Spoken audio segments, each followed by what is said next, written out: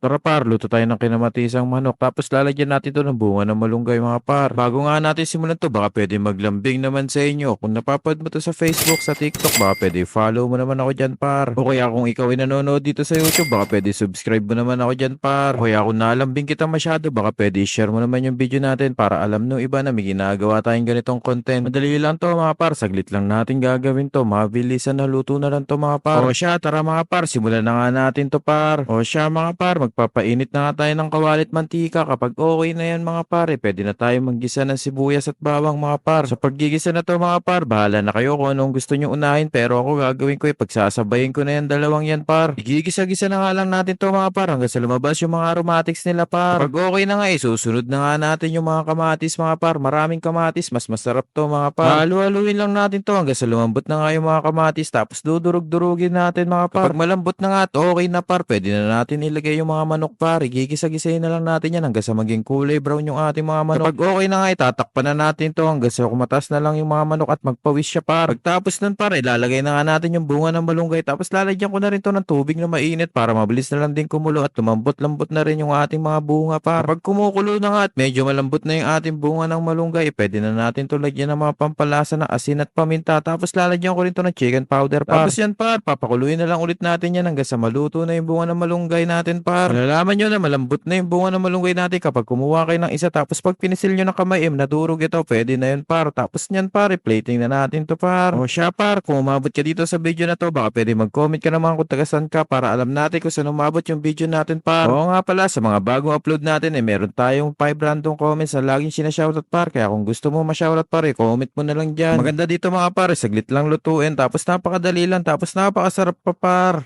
Ito pa, ito lang. Natin ngayon. Init. Ito, buhay mo lang ganyan. Init.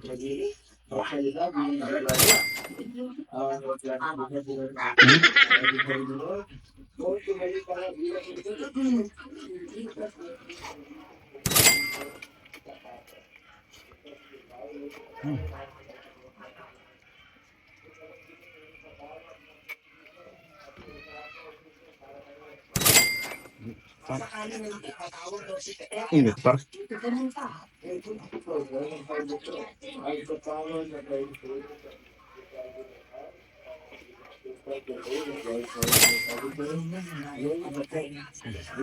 Tension na to, init